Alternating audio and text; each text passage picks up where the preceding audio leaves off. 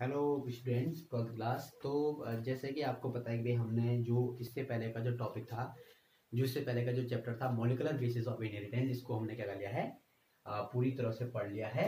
और जो अब आपका जो यूनिट है, वो यूनिट जो चौथी यूनिट है, बायोटेक्नोलॉजी, ठीक है ना। तो इसके बाद एक्चुअली ये मॉलिक्यूलर बेसिस ऑफ इनहेरिटेंस के बाद एक चैप्टर और था आपका इवोल्यूशन वाला। तो उसको मैं ब्रेक कर रहा हूँ, हम डायरेक्ट चलेंगे बायोटेक्नोलॉजी पे, क्योंकि हमने काफ़ी कुछ चीज़ें क्या कर ली हैं, डिस्कस कर ली हैं इससे पहले। डीएनए को हमने डिस्कस कर लिया है, डीएनए से आपका प्रोटीन कैसे बनेगा वो भी हमने क्या कर लिया, डिस्कस कर लिया है। जेनेटिक कोड हमने डिस्कस कर लिए हैं। तो बायोटेक्नोलॉजी टॉपिक जो है ये, इसके बाद पढ़ना काफ़ी इंटरेस्टिंग भी होता है, काफ़ी इंपॉर्टेंट भी होता है, और काफ़ी इसमें क्या आता है, मज़ा भी आता है इसको पढ़ने में। तो आखिर जो बायोटेक्नोलॉजी है क्या, ठीक। सबसे पहले तो हम यही जानेंगे कि बायोटेक्नोलॉजी जो है वो होती क्या है और किस प्रकार से हमारी लाइफ को क्या करती है बेटा, ये बहुत अच्छा बना लेती है। यस, जो भविष्य का टाइम होगा बेटा, वो केवल बायोटेक्नोलॉजी का ही टाइम होगा, ठीक है ना। उसमें कोई भी साइंस जो है वो सब फीकी पड़ जाएंगी। बायोटेक्नोलॉजी ही क्या होगा, सबसे ज़्यादा माना जाना क्या होगा, ये एक प्रकार का फील्ड होगा, ठीक है। अब ये बायोटेक्नोलॉजी है क्या, क्यों ये आगे माना जाना फील्ड होगा। तो जैसे आपने देखा होगा, एक फ्लावर का नाम सुना होगा आपने, कार्सिनियन फ्लावर्स, ठीक है। जो ये कार्सिनियन फ्लावर्स है, नॉर्मल जो फ्लावर्स की जो एज होती है वो कितनी होती है बेटा, नॉर्मल जो फ्लावर्स की जो एज होती है वो 2 से 3 डेज इतनी होती है, ठीक है ना। अब अगर आप क्या करेंगे, इतना दिन तक अगर किसी फ्लावर को रखेंगे तो इतने दिन में क्या हो जाएगा, वो सूख जाएगा, है कि नहीं है। लेकिन जो कार्सिनियन फ्लावर होता है उसकी जो लाइफ स्पान होता है, जो उसकी डेट होती है निकालने के बाद, अगर हम उस फ्लावर को निकालेंगे कहाँ से, अगर प्लांट से निकालते हैं, तो कम से कम 15 से 20 दिन तक ये क्या नहीं होता, ये ड्राई नहीं होता है। ये बिल्कुल ऐसा रहेगा, बिल्कुल ताजा ताजा रहेगा ये, ठीक है। क्यों हुआ ऐसा, क्योंकि हमने क्या किया बेटा, बायोटेक्नोलॉजी की मदद से क्या किया, इसमें थोड़ा सा इंप्रूवमेंट किया, ठीक है ना। इसके जीन में परिवर्तन किया, और इसके जीन में परिवर्तन करने के बाद हमको ऐसा क्या मिला, एक फ्लावर मिला जो, जिसकी लाइफ स्पान क्या है, 15 से 20 दिनों तक क्या हो सकती है, बढ़ गई, ठीक है ना। इसी प्रकार आपने एक नाम सुना होगा इंसुलिन का, ठीक है ना। इंसुलिन हार्मोन का नाम तो सभी ने सुना होगा। ये क्या करता है बेटा, आपका जो बॉडी में जो ग्लूकोज होता है उसको ग्लाइकोजन में क्या करेगा, चेंज करेगा, ठीक है। लेकिन आपको पता है कि जो ह्यूमन बींग, ऐसे भी ह्यूमन बींग होते हैं जिनमें इंसुलिन हार्मोन क्या नहीं होता, ढंग से नहीं बन पाता है। तो उन व्यक्तियों के लिए जेनेटिक इंजीनियरिंग वाला हम इंसुलिन देते हैं। बायोटेक्नोलॉजी से बनाया हुआ इंसुलिन क्या करते हैं, हम लोग बनाते हैं, ठीक है। तो ये कैसे बनता है, क्यों, माइक्रोनिज्म क्या इसमें हेल्प करते हैं, तो काफी चीजें इसमें क्या है समझने के लिए। तो इसमें हम क्या करेंगे, धीरे धीरे क्या करेंगे, डिस्कस करेंगे। पहली बात तो ये आपको ये जाननी चाहिए कि बायोटेक्नोलॉजी है क्या, ठीक है। What is the biotechnology. तो बायोटेक्नोलॉजी की डेफिनेशन मैंने यहाँ बोर्ड पे लिखी हुई है, आप लोग देख लीजिए कि biotechnology is the study of utilization of living organisms for substances obtained from then the industrial purpose. नहीं, बायोटेक्नोलॉजी बेसिकली क्या है बेटा, कि जो माइक्रो ऑर्गेनिजम्स होते हैं, ठीक है ना, जो लिविंग ऑर्गेनिजम्स होते हैं, उनका यूटिलाइजेशन करना। अब इनका यूटिलाइजेशन कहाँ करना, इनका यूटिलाइजेशन हमने ऐसी जगह करना है कि हम ऐसे चीज ऑब्टेन करें इनसे जो हमारे ह्यूमन वेलफेयर के लिए हो, जो हमारे लिए क्या है, इंपॉर्टेंट है। भाई इंसुलिन हमारे लिए बड़ा इंपॉर्टेंट है, ठीक है। हमने माइक्रोऑर्गेनिज्म से क्या कर लिया, इंसुलिन हमने क्या निकालना स्टार्ट कर दिया। जबकि बेसिकली इंसुलिन क्या नहीं होता, बैक्टीरिया में नहीं बनता है, लेकिन हमने बनाया बैक्टीरिया के अंदर से क्या निकाला, इंसुलिन निकाला हमने। और इस इंसुलिन को क्या किया हमने, आगे फर्दर क्या किया, यूज किया। तो काफी तरीके हो सकते हैं, काफी जो है ये कि कुछ मेथड्स ऐसे होते हैं जिन तरीके से हम क्या करते हैं, ये जेनेटिक इंजीनियरिंग वाला इंसुलिन हम लोग बनाते हैं, ठीक है। तो आगे हम इसमें चर्चा करेंगे कि बायोटेक्नोलॉजी आखिर में है क्या। डेफिनेशन आपने देखी, लेकिन बायोटेक्नोलॉजी आखिर में इसका शब्द का अर्थ क्या निकलेगा। तो बायोटेक्नोलॉजी जो है बेटा, बायोलॉजिकल ऑर्गेनिज्म, बायोटेक्नोलॉजी, जहां भी बायो शब्द आएगा इसका मतलब है कि वहां पे बायोलॉजिकल ऑर्गेनिज्म की बात कर रहे हैं हम लोग, ठीक है। तो बायोटेक्नोलॉजी क्या है, जो आपका बायोलॉजिकल क्या है, आपके ऑर्गेनिजम्स हैं, ठीक है, जो आपके बायोलॉजिकल ऑर्गेनिजम्स हैं। इसमें प्लस टेक्नोलॉजी का यूज किया हमने, ठीक है ना। किसका यूज कर रहे हैं हम लोग, टेक्नोलॉजी का यूज कर रहे हैं, ठीक है। और इस टेक्नोलॉजी का यूज करने के बाद हमने क्या किया, ऐसे सब्सटेंस को हम बना रहे हैं जो हमारे लिए क्या है, बड़े इंपॉर्टेंट है, ठीक है। तो बायोटेक्नोलॉजी का जो बेसिक कॉन्सेप्ट है, बेसिक अर्थ क्या है कि बायोलॉजिकल ऑर्गेनिजम्स प्लस टेक्नोलॉजी, यानी कि बायोलॉजिकल ऑर्गेनिजम्स में हमने क्या किया, टेक्नोलॉजी का क्या किया, हमने यूज किया, ठीक है। अब कुछ बेसिक चीजें हैं कि बायोटेक्नोलॉजी क्या है। बायोटेक्नोलॉजी एक क्या है बेटा, pure, not a pure science. ये प्योर साइंस नहीं है। प्योर साइंस का मतलब ये होगा कि जैसे जूलॉजी होता है जिसमें हम केवल एनिमल्स के बारे में पढ़ते हैं, बॉटनी होता है हम केवल प्लांट्स के बारे में पढ़ते हैं, ठीक है ना, केमिस्ट्री हम केवल केमिस्ट्री के बारे में पढ़ते हैं, ठीक है ना। लेकिन बायोटेक्नोलॉजी एक प्योर साइंस नहीं है, ठीक है ना, ये थोड़ा सा क्या है बेटा, हाइब्रिड साइंस हम इसको कह सकते हैं। जैसे आपने देखा हो chemistry is a pure science, लेकिन applied chemistry is not a pure science. Applied chemistry हम केवल उसी को पार्ट को पढ़ते हैं कि जहाँ पे केमिस्ट्री हमारे लिए क्या हो जाती है, वेलफेयर हो जाती है, ठीक है ना। तो उसी प्रकार से बायोटेक्नोलॉजी क्या है, एक प्योर साइंस नहीं है। दूसरा क्या है बेटा कि it is an applied science, ये एक अप्लाइड साइंस है, यानी कि इस बायोटेक्नोलॉजी का यूज करके हम बहुत सारी चीजें ऐसी बना लेते हैं जो हमारे लिए क्या होती है, बड़ी इंपॉर्टेंट हो जाती हैं। नेक्स्ट है it is a combination of biological science and technology, ठीक है, ये एक कॉम्बिनेशन है बायोलॉजिकल साइंस और जो आपकी टेक्नोलॉजी होती है। अब बायोलॉजिकल साइंस जैसे बायोकेमिस्ट्री हो गया, केमिस्ट्री हो गया, बहुत चीजों का इसमें क्या करते हैं हम लोग यूज करके हम क्या करते हैं, टेक्नोलॉजी का इसमें यूज करते हैं, और तब जाके बहुत सारे माइक्रोऑर्गेनिज्म को हम अपने ह्यूमन वेलफेयर के लिए बनाते हैं, ठीक है। अब जो है बायोटेक्नोलॉजी से यूजेस क्या है, ठीक है ना, क्यों इतना ज्यादा क्या है बायोटेक्नोलॉजी बढ़ रहा है, और किस किस फील्ड में क्या हो सकता है बेटा ये आगे बढ़ रहा है आज के क्षेत्र में। तो पहला जो है कंजर्वेशन और नेचर, हम नेचर को कंजर्वेशन कर रहे हैं इसमें। अरे वैसे में आपने देखा होगा बेटा क्या हुआ कि पहले के जमानों में क्या होता था कि बहुत बड़े बड़े टैंकरों में, ठीक है ना, जैसे मान लिया जाए गल्फ कंट्रीज में क्या होता है, तेल ज्यादा होता है, ठीक है ना। अब वहां से तेल ज्यादा होता है, आपने देखा होगा, अब तो हम पाइपलाइन से तेल ला रहे हैं, ठीक है ना, लेकिन आज भी क्या होता है कई कई जगहों पे हमको क्या करना पड़ता है, टैंकरों में तेल लाना पड़ता है, ठीक है। समुद्र में क्या लाना पड़ता है, तेल लाना पड़ता है उनको, समुद्र में टैंकर चलते हैं और वो क्या लाते हैं, तेल लाते हैं। लेकिन कभी कभी क्या होता है कि समुद्र में क्या दुर्घटना हो गई, तेल के टैंकर कहाँ गिरी, आपके समुद्र में गिर गई, तो क्या हो जाएगा बेटा कि तेल के ऊपर से पूरी क्या बन जाएगी, सॉरी समुद्र के ऊपर से पूरी तेल की क्या बन जाएगी, परत बन जाएगी। इससे प्रॉब्लम क्या होगी, इससे प्रॉब्लम ये हुई कि जितने भी आपके क्या है वहां पे क्या है, जितने भी आपके वहां पे जो ऑर्गेनिजम्स हैं, जितने भी फिश हैं, वो क्या आ जाएंगी, मर सकती हैं वहां पे, ठीक है ना। तो एक साइंटिस्ट ने क्या बनाया बेटा, सुपर बग नाम का क्या बनाया, एक बैक्टीरिया बनाया, उसने क्या किया बेटा, उस ऑयल को खाने का काम कर रहा है ना। बायोटेक्नोलॉजी, हमने बायोटेक्नोलॉजी का यूज किया, ठीक है। तो कंजर्वेशन ऑफ नेचर, हमने नेचर को क्या किया, बचा दिया इसमें।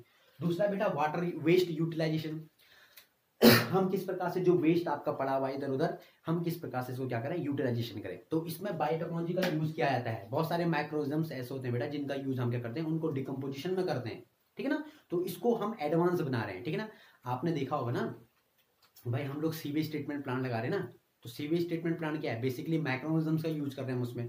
तो बायोटेक्नोलॉजी का यूज करके हम क्या कर रहे हैं, उस वेस्ट को क्या कर रहे हैं, मैनेजमेंट कर रहे हैं, वहां पे जो वेस्ट मटेरियल पड़ा हुआ है उसको मैनेजमेंट कर रहे हैं, ठीक है ना। तीसरा है आपका एनर्जी एंड फ्यूल्स, हम एनर्जी को जनरेट कर रहे हैं, हम फ्यूल्स को बना रहे हैं, ठीक है ना। आपने देखा भविष्य में क्या होगा बेटा कि अभी हम पेट्रोल डीजल पे निर्भर हैं, भविष्य में क्या होगा कि हम लोग बायोलॉजिकल फ्यूल पे क्या होंगे, डिपेंड होंगे, ठीक है। प्लांट से मिलने, प्लांट से भी तेल मिलने लग जाएगा भविष्य में, प्लांट से भी क्या निकलेगा, तेल हम क्या करेंगे, प्रोड्यूस करेंगे। जेट्रोफा एक प्लांट है बेटा ऐसा, जेट्रोफा एक प्लांट है जहां से क्या निकलता है आपका, उस प्लांट से क्या निकलता है आपका, तेल निकलता है। तो ऐसे हम क्या कर सकते हैं, ऐसे ऐसे प्लांट भी हम बना सकते हैं बायोटेक्नोलॉजी से, जिससे क्या मिले बेटा, हमको ज्यादा क्या मिले, हमको तेल मिले वहां से, ठीक है। इन्वायरमेंट को हम यहाँ से क्या करते हैं, शुद्ध कर सकते हैं। एग्रीकल्चर में इसका बड़ा यूज है, ठीक है। एग्रीकल्चर में यूज कैसा है बेटा इसका, देखिए हम लोग क्या कर रहे हैं कि जो एडवांस सीड है इसका प्रोडक्शन कर रहे हैं हम, यहाँ से एडवांस सीड को हम बना रहे हैं यहाँ से, ठीक है ना। हम लोग यहाँ से क्या कर सकते हैं, डिफरेंट डिफरेंट टाइप्स ऑफ माइक्रोऑर्गेनिज्म्स हम ऐसे बना सकते हैं जो एक प्रकार से क्या करे, प्लांट की ग्रोथ में क्या करे, हेल्पफुल हो, ठीक है ना। ऐसे भी चीजें बना सकते हैं हम लोग। जैसे आपने देखा बेटा बीटी कॉटन,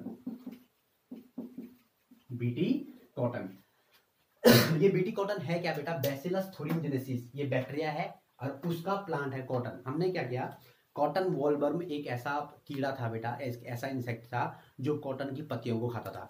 अब कॉटन की पत्तियां खा गई तो बहुत बड़ा क्या हो गया, नुकसान हो गया, कॉटन हमको मिल नहीं पाएगा। अरे बस में अब क्या हुआ कि साइंटिस्टों ने क्या किया कि एक बीटी, एक बैसिलस थोरिनजेनेसिस बैक्टीरिया का जो जीन था वो हमने कॉटन के प्लांट के अंदर डाल दिया। और कॉटन के प्लांट के अंदर जैसे हमने ये बीटी मतलब ये डाला, हमने बैसिलस थोरिनजेनेसिस वाला जीन डाला, तो उस कॉटन प्लांट के अंदर ऐसी चीजें, ऐसा एक केमिकल बनने लग गया, ठीक है ना, ऐसा एक एंटासिड वो सॉरी केमिकल हमने वो बनने लग गया उसके अंदर, जिससे क्या हो गया कि जैसे ही कॉटन वॉल्वम उसको खा रहा है, ठीक है ना, उस कॉटन को खा रहा है, तो वो केमिकल उसके पेट में जाके क्रिस्टल प्रोटीन होते हैं, बेसिकली वो क्रिस्टल प्रोटीन्स होते हैं, ठीक है ना। तो वो क्रिस्टल प्रोटीन कहाँ चलेगी, उस इंसेक्ट के पेट के अंदर चलेगी और उसके अंदर क्या कर लिया, छेद कर लिया, इंसेक्ट खत्म। ना हमने कोई केमिकल यूज किया, ना हमने कोई दवाई यूज की, इसमें कुछ भी यूज नहीं किया हमने क्या किया, प्लांट के अंदर ही एक ऐसा मैकेनिज्म डेवलप कर लिया कि जिससे सारा का सारा आपका जो भी जो कॉटन बॉल था वो ऑटोमेटिक क्या हो रहा है, खत्म हो रहा है, नेक्स्ट टाइम उसको खाएगा ही नहीं। तो बीटी कॉटन, उसी प्रकार से बीटी ब्रिंजल भी है, उसी प्रकार से बीटी बहुत सारी क्या है, बीटी हमने प्लांट क्या कर दिया, हमने बना ली है। तो ये कहाँ से बनाया हमने, ये हमने तभी बनाया बेटा जब हमको बायोटेक्नोलॉजी हमने क्या किया, अपनी क्या की इंप्रूव की। नेक्स्ट है हेल्थ केयर में, आज पूरा देश कोरोना से क्या कर रहा है, लड़ रहा है। तो आज सबकी निगाहें क्या है, वैक्सीन पे, बेटे कोई वैक्सीन खोज दे, ठीक है ना। कैसी खोजी, कौन खोजेगा वैक्सीन, वैक्सीन खोजेंगे बायोटेक्नोलॉजिस्ट, जो बायोटेक्नोलॉजी में वर्क कर रहे हैं, वो क्या कर रहे हैं, वैक्सीन को खोज रहे हैं, ठीक है ना। जो इसके अंदर डॉक्टर्स लगे हुए हैं बायोटेक्नोलॉजी के अंदर, वो सब खोजने पे लगे हुए हैं, किसको, इस वैक्सीन को, ठीक है ना। तो ये आज सबकी निगाहें कहाँ है, एक बायोटेक्नोलॉजिस्ट पे पड़ी हुई है कि भाई कोई वैक्सीन क्या कर ले, इसकी खोज दे। नेक्स्ट है फूड को प्रोडक्शन में, है ना। आपने देखो भाई पॉपुलेशन इतनी बढ़ रही है, हमारी पॉपुलेशन लगातार बढ़ रही है, फूड प्रोडक्शन हमारा क्या हो रहा है, कम कम होता जा रहा है। तो हम ऐसे प्लान क्या करें, बनाएं, हम ऐसे चीजें बनाएं जिससे हमको ज्यादा प्रोटीन क्या मिले, हमको मिले, ठीक है। हम ऐसा राइस बना दें कि जिसमें हमको प्रोटीन के साथ साथ विटामिन मिले। गोल्डन राइस नाम सुना होगा आप लोगों ने कईयों ने, ठीक है ना। तो गोल्डन राइस एक ऐसा राइस होता है बेटा जिसके अंदर हमको कार्बोहाइड्रेट के साथ साथ विटामिन ए भी मिलता है, ठीक है ना। कार्बोहाइड्रेट तो मिलता ही है सारे राइस में, लेकिन गोल्डन राइस एक ऐसा राइस होता है जिसके अंदर हमको विटामिन ए भी मिलता है, ठीक है ना। अब विटामिन ए भी हमको मिल रहा है, इसका मतलब क्या है, इसका मतलब हमको ये है कि भाई ये गोल्डन राइस हमारे लिए क्या है, इंपॉर्टेंट है कि नहीं है। इसी प्रकार से फॉरेंसिक साइंस में भी, फॉरेंसिक जो केसेस होते हैं बेटा, इसमें भी बायोटेक्नोलॉजी का यूज किया जाता है। जैसे मैंने आपको डीएनए फिंगरप्रिंटिंग बता दिया था, किस प्रकार से डीएनए फिंगरप्रिंटिंग में से हमने क्रिमिनल केसेस क्या किए, हमने सॉल्व किए, ठीक है। तो ये कहाँ से बनाया हमने, ये हमने बनाया कहाँ से, बायोटेक्नोलॉजी से, ठीक है ना। तो बायोटेक्नोलॉजी क्या है बेटा, बायोटेक्नोलॉजी अभी मैंने डेफिनेशन बोला कि is the study of utilization of living organisms, ठीक है ना, living organisms for substance obtained from them in industrial purposes. तो ये हमारी क्या थी, डेफिनेशन थी।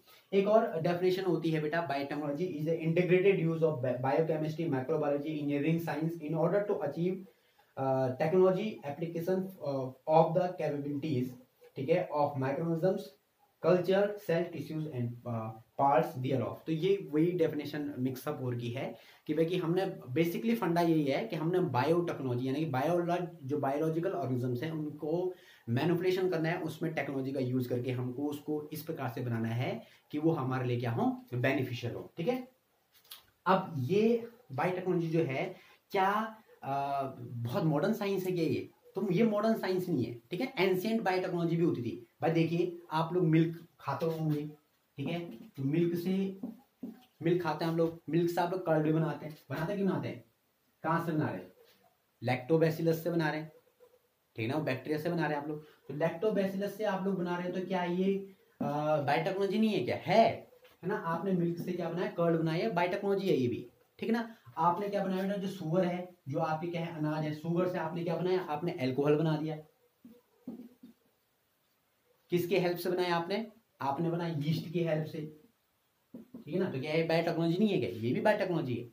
तो बायोटेक्नोलॉजी ऐसा नहीं कि आप लोगों ने अभी स्टार्ट किया, मॉडर्न साइंस है, नो। आपने बायोटेक्नोलॉजी बहुत एंशिएंट साइंस है, आप बहुत पहले से क्या करते हैं, इसको बनाते हैं। लेकिन जो अब हम बायोटेक्नोलॉजी यूज कर रहे हैं वो थोड़ा मॉडर्न बायोटेक्नोलॉजी है, ठीक है ना। तो मॉडर्न जो बायोटेक्नोलॉजी है बेटा, उसको बनाने का जो श्रेय है, हम इसको कह सकते हैं, या जिसको हम बोल सकते हैं कि भाई कौन से साइंटिस्ट इसको कर रहे थे। तो सबसे पहले साइंटिस्ट थे बेटा आपके कौन, बोयर, हर्बर्ट बोयर एक साइंटिस्ट थे, बोयर BOYER, ठीक है, एक बोयर साइंटिस्ट थे। इन बोयर साइंटिस्टों ने, ये साइंटिस्ट जो थे ये 1936 में क्या हुए थे, ये पैदा हुए थे 1936 में, क्या हुए थे, इनका जन्म हुआ था। और 1969 में क्या हुआ बेटा, इन्होंने रेस्ट्रिक्शन एंजाइम पे क्या किया, इन्होंने वर्क किया। कौन से एंजाइम्स, रेस्ट्रिक्शन एंजाइम्स, ठीक है।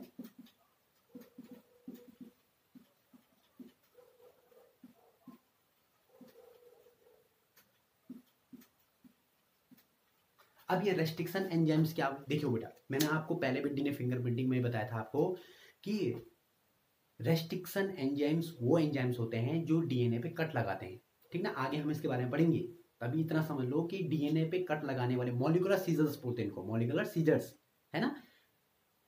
यानी कि ये ऐसे एंजाइम्स होते हैं जो डीएनए पे क्या मारते हैं, कट लगाते हैं, ठीक है ना। तो इस पे ये वर्क कर रहे थे बोयर जो साइंटिस्ट थे, इन्होंने रेस्टन एंजाइम पे क्या किया, इन्होंने वर्क किया, ठीक है ना। 1969 पे इन्होंने क्या किया, इस पे वर्क किया। और ई कोलाई बैक्टीरिया जो है इसके रेस्ट्रिक्शन एंजाइम पे क्या करते थे, वर्क कर, यानी ई कोलाई के बैक्टीरिया के डीएनए को काटने का क्या करे थे, काम करे थे। और तब जाके इनको पता चला भी रेस्ट्रिक्शन एंजाइम हम यहाँ से ऑब्टेन कर सकते हैं। नेक्स्ट जो से साइंटिस्ट होते हैं कोहेन, ठीक है, COHEN। कोहेन जो साइंटिस्ट है बेटा, ये प्लाज्मिड पे वर्क कर रहे थे। प्लाज्मिड, किस पे वर्क करते, प्लाज्मिड, ठीक है। अब ये प्लाज्मिड होता क्या है, ठीक है, सुनो। प्लाज्मिड क्या होता है बेटा, एक एक्स्ट्रा जेनेटिकल मटेरियल होता है, कहां, बैक्टीरिया में, ठीक है ना। ये बैक्टीरिया है, ठीक है। इस बैक्टीरिया के अंदर एक डीएनए भी होगा। पहले आप ये बताओ, बैक्टीरिया प्रोकैरियोटिक होता है कि यूकैरियोटिक?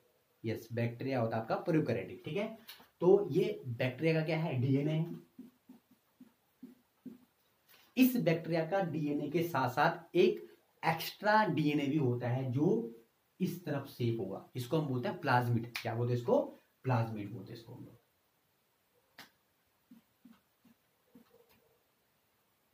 ठीक है। इसको हम बोलते हैं प्लाज्मिड। अब जो कोहेन साइंटिस्ट थे वो इस पे वर्क कर रहे थे, प्लाज्मिड पे। और जो आपके जो बोयर साइंटिस्ट थे वो कर रहे थे आपके रेस्ट्रिक्शन एंजाइम पे, ठीक है ना। अब इसका क्या यूज है, देखिए प्लाज्मिड क्या होता है बेटा कि जो प्लाज्मिड है उसको हम बाहर निकालते हैं। इसको हमने क्या निकाल दिया, बाहर निकाल दिया। बाहर निकालने के बाद क्या होगा कि जो जीन हम इसके अंदर डालना चाह रहे हैं, जैसे मान लीजिए मुझे इंसुलिन बनाने वाला जीन इसके अंदर डालना है, ठीक है।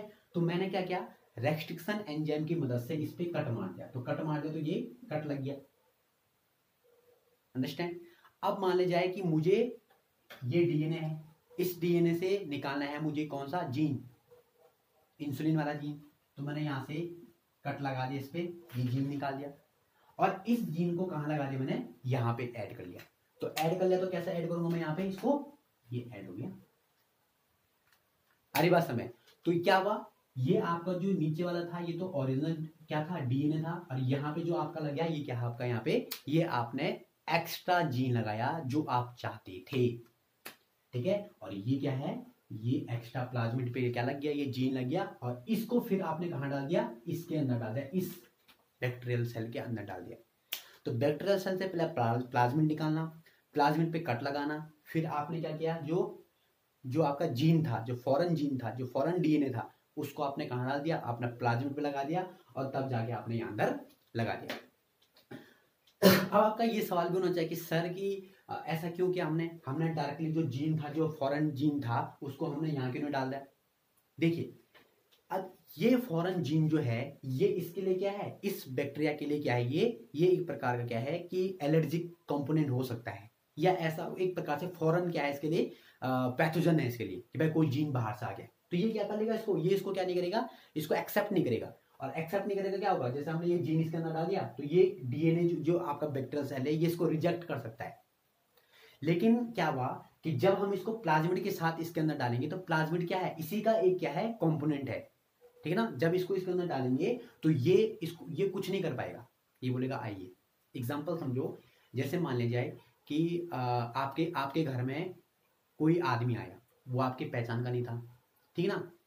आप सब लोग बैठ रखे हैं, अचानक से आपके घर में आ गया हो, तो आप बोलोगे भाई कि कौन है, कहाँ से आया, क्यों आया, ठीक है ना। आप उसको रिजेक्ट करोगे ना। लेकिन वही आदमी मान ले जाए आपके फादर के साथ घर में आता है, तो आप उसको रिजेक्ट करोगे, नहीं करोगे। क्यों, क्योंकि वो आपके फादर के साथ आया है। आप उसको पहचानते तो नहीं हो उस आदमी को, लेकिन आपके फादर के साथ आया है। आपके फादर जो है आपके घर के मेंबर है, ठीक है ना। तो उसी प्रकार ये चीज भी है, सेल के अंदर जो आपका अगर हम डीएनए डालते डायरेक्ट, तो वो उसके लिए क्या था, कोई फॉरेन चीज है, तो वो उसको एक्सेप्ट नहीं करता, उसको रिजेक्ट कर लेता। लेकिन वही प्लाज्मिड के साथ हमने इसको अंदर डाला, तो प्लाज्मिड के साथ डाला तो प्लाज्मिड क्या है, इसी का एक पार्ट है ना। इसी का पार्ट है मतलब क्या है, इसी का एक मेंबर है, और इसी का मेंबर है तो ये इसको क्या कर लेगा, एक्सेप्ट कर लेगा। तो ये है मॉडर्न साइंस। अब ये जो जीन था ये क्या है, ये कोई भी जीन हो सकता है भाई। इसके अंदर इंसुलिन वाला जीन डाल दो, इसके अंदर कोई केमिकल बनाने वाला जीन डाल दो, इसके अंदर कुछ और जीन डाल दो, तो ये जो आपका बैक्टीरिया है ये क्या बनाएगा, इंसुलिन बनाएगा, ये वही वाला बैक्टीरिया कोई कोई कोई केमिकल बनाएगा। तो this is the concept of biotechnology. ये क्या है, एक बायोटेक्नोलॉजी का कॉन्सेप्ट है कि जो हम क्या कर रहे हैं यहाँ पे, मैनिपुलेशन कर रहे हैं, ठीक है ना। आ रही बात समझ में? ओके, अब जो है आपका जो इस प्रकार से क्या क्या जो बायोटेक्नोलॉजी है, जो बोयर और कोहेन साइंटिस्ट थे, ये मॉडर्न बायोटेक्नोलॉजी के क्या है, एक प्रकार से इसको मतलब एक प्रकार से इन्होंने ग्रोथ दी, ठीक है, मॉडर्न बायोटेक्नोलॉजी को, जिस प्रकार से इन्होंने रेस्ट्रिक्शन एंजाइम और जिस प्रकार से इन्होंने क्या किया, प्लाज्मिड में क्या क्या वर्क करेंगे। आगे हम इस पे थोड़ा बहुत क्या करेंगे, डिस्कस करेंगे। अब जो है एक कॉन्सेप्ट आता है बेटा, जेनेटिक इंजीनियरिंग। क्या था आपका, जेनेटिक इंजीनियरिंग। जेनेटिक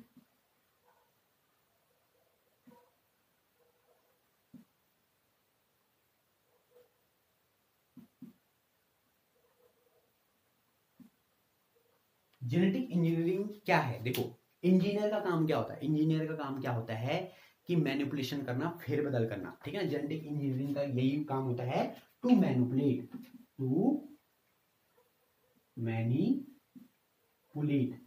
यानी कि फेरबदल करना, ठीक है ना। अब कहां फेरबदल करना, देखो जैसे आपको पता है कि भाई जो मैकेनिकल इंजीनियर होता है वो क्या काम करता है, वो क्या काम करता है, जो उसके गाड़ी के कलपुर्जे रहते हैं या गाड़ी के जो मशीन होती है उनको फेरबदल करके वो थोड़ा उसको एडवांस कर लेगा। तो उसी प्रकार से जेनेटिक इंजीनियरिंग में हम क्या करते हैं, हम लोग डीएनए में क्या करते हैं बेटा, काट छाट करते हैं, उसको थोड़ा सा क्या बनाते हैं, एडवांस बनाते हैं, ठीक है ना। या आरएनए को भी कट करके हम उसको क्या बनाते हैं, एडवांस बनाते हैं, ठीक है ना। अब जो डीएनए में हमने क्या किया बेटा, जिस डीएनए में हमने परिवर्तन किया उसको हम बोलते हैं रिकॉम्बिनेंट डीएनए। क्या बोलते हैं इसको, रिकॉम्बिनेंट डीएनए। जिस डीएनए में हम क्या करते हैं, परिवर्तन करते हैं, रिकॉम्बिनेंट डीएनए, ठीक है ना, रिकॉम्बिनेंट डीएनए, ठीक है ना। Recombinant DNA is basically a manipulate DNA. क्या है, एक मैनिपुलेट डीएनए है, ठीक है ना। अब जैसे कैसे क्या परिवर्तन किया हमने, जैसे मान लिया जाए जापान में, अगर आप जापान में जाओगे तो बेसिकली आपने देखा होगा कि जो टमाटर होते हैं, ठीक है ना, हमारे यहाँ किस कलर के होते हैं, रेड कलर के, ठीक है ना। भाई आपको पता है लाइकोपिन नाम का क्या होता है, इसमें एक प्रकार का क्या होता है, पिगमेंट होता है, जिस प्रकार क्यों जिसके कारण क्या होगा, ये टमाटर क्या होता है, रेड कलर का होता है। लेकिन जापान में आपको ब्लू कलर के टमाटर भी देखेंगे। अब ये ब्लू कलर के टमाटर कैसे, नेचर में नहीं है ब्लू कलर का टमाटर आपको कहीं नहीं मिलेगा नेचर में ब्लू कलर का टमाटर, लेकिन जापान में आपको ब्लू कलर का टमाटर मिलेगा। क्यों मिलेगा, क्योंकि उन्होंने नॉर्मल जो टमाटर था उसके जीन में, उसके डीएनए में क्या कर लिया, परिवर्तन कर दिया थ्रू द बायोटेक्नोलॉजी। अब क्या हुआ, वहां पे ब्लू कलर के टमाटर भी क्या हो गए, उन्होंने बना दिए। तो this is the manipulation in DNA, मैंने जी उसके जीन में परिवर्तन करके उन्होंने ब्लू कलर के क्या बना दिए, टमाटर बना दिए, ठीक है। अब की टूल्स ऑफ बायोटेक्नोलॉजी, बायोटेक्नोलॉजी के टूल्स क्या हैं, ठीक है, ये आप लोगों ने लिखा हुआ है, इसलिए इस लेक्चर को हम क्या कर रहे हैं, दे रहे हैं। तो टूल्स ऑफ बायोटेक्नोलॉजी की, बायोटेक्नोलॉजी का टूल्स क्या है, ठीक है ना। टूल्स का मतलब होता है औजार, ठीक है ना, टूल्स। तो पहला टूल्स ये है बेटा, फॉरेन डीएनए। हमको फॉरेन डीएनए चाहिए, फॉरेन डीएनए। फॉरेन डीएनए को डिजायरेबल डीएनए कहते हैं। जो डीएनए मुझे चाहिए, मुझे लगाना है, देखिए ना, जैसे मान लिया जाए कि ये कोई प्लांट है, इस प्लांट के अंदर क्या है बेटा, ऐसी कैपेबिलिटी है कि ये पर्टिकुलर एक इंसेक्ट को जो उसको खा रहा था उसको मारने की कैपेबिलिटी है इसके अंदर। इसके अंदर मतलब मारने की कैपेबिलिटी है, इसका मतलब इसके अंदर ऐसा जीन है जो उस इंसेक्ट को मारने का क्या रख रहा है, कैपेबिलिटी रखता है। तो हमने क्या किया, हमने उस डीएनए को निकाला, निकालने के बाद हम इस प्लांट में डालना चाह रहे हैं, ठीक है ना। तो इस डीएनए को निकाला ना, तो this DNA is known as the foreign DNA या डिजायरेबल डीएनए, ठीक है ना। दूसरा हमको क्या चाहिए बेटा, हमको एंजाइम्स चाहिए, ठीक है ना। Without enzymes we can not use the biotechnology. ठीक है, कौन सा एंजाइम चाहिए हमको, रेस्ट्रिक्शन एंजाइम चाहिए, ठीक है ना, जो क्या करें, डीएनए में कट फट लगा सकते हैं, ठीक है ना। तीसरा हमको चाहिए बेटा कौन, हमको चाहिए प्लाज्मिड, या हम सीधे बोल सकते हैं वेक्टर। वेक्टर इज प्रिफरेबल, ठीक है ना। वेक्टर्स का मतलब होता है कि माने कि उस जीन को हम किस प्रकार से अंदर डालें, तो वेक्टर्स का यूज करते हैं हम लोग, ठीक है। प्लाज्मिड एक वेक्टर है, प्लाज्मिड में बैठा के हमने क्या किया, उस डीएनए को कहाँ डाल दिया, वेक्टर के अंदर डाल दिया। या कुछ और प्रकार के वेक्टर्स भी हो सकते हैं जिससे क्या करें हम लोग अंदर डालें। अब प्लाज्मिड आपको पता है प्लांट में हम प्लाज्मिड का यूज नहीं कर सकते, क्योंकि प्लांट सेल है। अब प्लांट सेल के अंदर मुझे मान लिया कोई डीएनए डालना है, तो प्लाज्मिड से डालूंगा मैं, नहीं डालूंगा ना, क्योंकि प्लाज्मिड तो एनिमल सेल का है। अब प्लांट तो प्लांट होती है, तो उसमें किस प्रकार का वेक्टर यूज किया जाएगा उसको हम आगे देखेंगे, ठीक है ना। तो ये ही है, ठीक है ना। उसके बाद सी डीएनए होता है, ये ज़्यादा वो नहीं है, हम आगे आगे थोड़ा बहुत डिस्कशन इस पर करते रहेंगे, ठीक है ना। तो this is the tools of biotechnology, foreign DNA, enzymes, vectors and etcetera.